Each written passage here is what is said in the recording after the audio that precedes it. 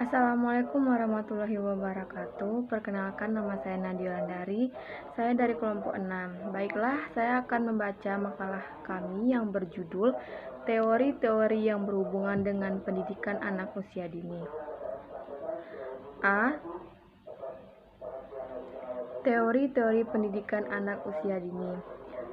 Beberapa teori yang mendasari pelaksanaan pendidikan anak usia dini antara lain: 1. Howard Gardner.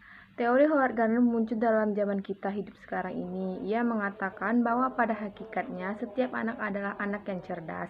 Kecerdasan bukan hanya dipandangi dari faktor IQ saja, tetapi juga ada kecerdasan-kecerdasan lain yang akan mengantarkan anak pada kesuksesan. 2. John Bowlby.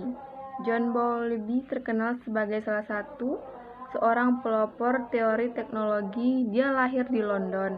Dia merupakan seorang guru di Portsmouth School is for Children yang memberi perawatan medis dan latihan psikoanalitik.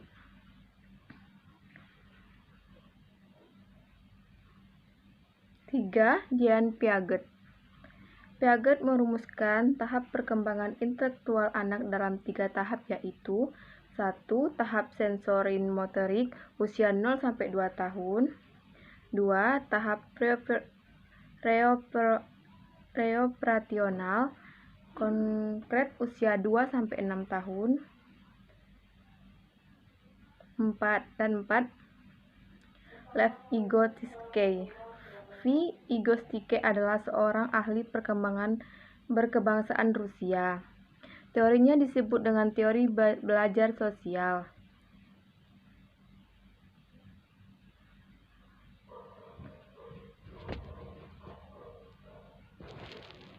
B. Teori belajar yang diterapkan di pendidikan anak usia dini. 1. Teori belajar behaviorisme. Behaviorisme adalah aliran psikologi yang memandang bahwa manusia belajar dipengaruhi oleh lingkungan. Belajar menurut teori behaviorisme merupakan perubahan tingkah laku yang terjadi melalui proses stimulus dan respon yang bersifat mekanis. Oleh karena itu, lingkungan yang sistematis, teratur, dan terencana dapat memberikan pengaruh stimulus yang baik sehingga manusia beraksi terhadap stimulus tersebut dan memberikan respon yang sesuai.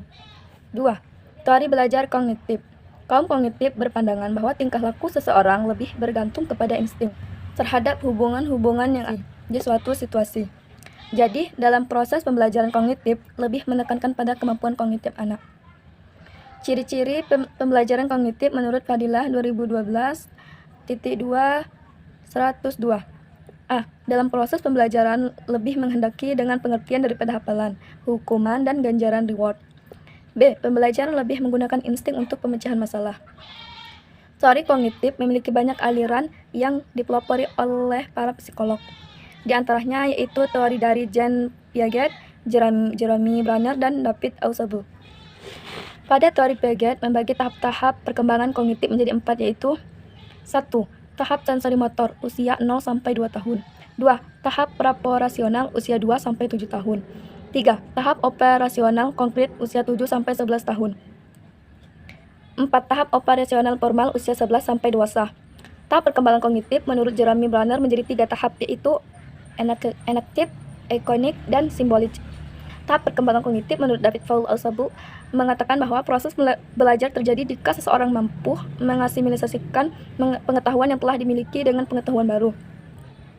3. Teori belajar experiential learning adalah proses transfer ilmu pengetahuan melalui pengalaman langsung, yaitu dengan memberikan kebebasan belajar dan kegiatan sehingga dapat mengubah tingkah laku anak. 4. Teori belajar multiple intelligence. Menurut teori ini, anak belajar melalui berbagai cara. Anak mungkin belajar melalui kata-kata, melalui angka-angka, melalui gambar dan warna, melalui nada-nada suara, melalui interaksi dengan orang lain, melalui dari diri sendiri, melalui alam, dan melalui perenungan tentang hakikat tertentu. Assalamualaikum warahmatullahi wabarakatuh. C. Pengertian pembelajaran. Suyono dan Haryanto Muhammad Fadilah 2012 menyebutkan bahwa istilah pembelajaran berasal dari kata belajar, yang suatu aktivitas atau suatu proses untuk memperoleh pengetahuan, meningkatkan keterampilan, memperbaiki perilaku, sikap, dan mengukuhkan kepribadian. Pengertian ini diarahkan kepada perubahan individu seseorang, baik menyangkut ilmu pengetahuan maupun berkaitan dengan sikap dan kepribadian dalam kehidupan sehari-hari. Dalam Kamus Besar Bahasa Indonesia, makna pembelajaran diambil dari kata ajar yang artinya petunjuk yang diberikan kepada orang supaya diketahui atau diturut. Saiful Sagala menjelaskan bahwa pembelajaran adalah suatu proses komunikasi dua arah. Mengajar dilakukan oleh pihak guru sebagai pendidik, sedangkan belajar dilakukan oleh peserta didik atau murid. Sedangkan dalam UU Nomor 20 Tahun 2003 tentang Sistem Pendidikan Nasional dinyatakan bahwa pembelajaran ialah proses interaksi peserta didik dengan pendidik dan sumber belajar pada suatu lingkungan belajar. Kesimpulan dari teori perkembangan pada anak usia dini adalah bahwa kita lihat pada masa sekarang ini telah banyak sekali faktor-faktor baik dari luar maupun dari dalam yang mempengaruhi perkembangan pada anak usia dini. Perkembangan seharusnya terjadi pada anak